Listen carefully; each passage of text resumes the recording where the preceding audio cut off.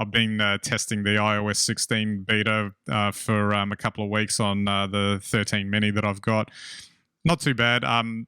Some of my suspicions around having too much choice around the lock screen kind of bears out, but then I'm kind of simple in that regard. I don't need to be doing a lot of customization, but I will say at least they've given you the option to do that if you want to.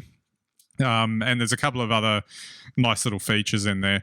It'll be interesting because it's, next month is, we're due to get the iPhone 14, the latest model.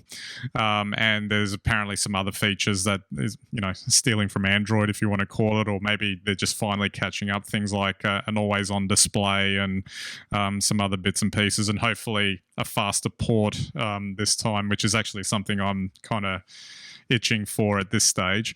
And it's just another example of that sort of incremental nature that Apple seems to be acquiring or seems to be employing over all this time. And one thing I did want to mention, which we were talking about before we got on, is about this sort of gradual move back to putting more function into the product after so many years. And this is not just iPhone, but across all of the products in general. If you look at the MacBooks, they've gone to more boxier designs and whatnot to incorporate more ports, etc., to move away from that sort of pure design aesthetic.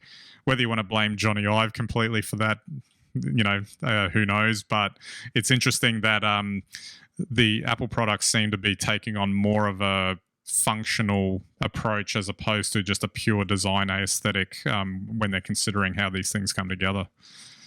Yeah, definitely. I mean, I think all of us really celebrate a couple more ports on the latest MacBooks.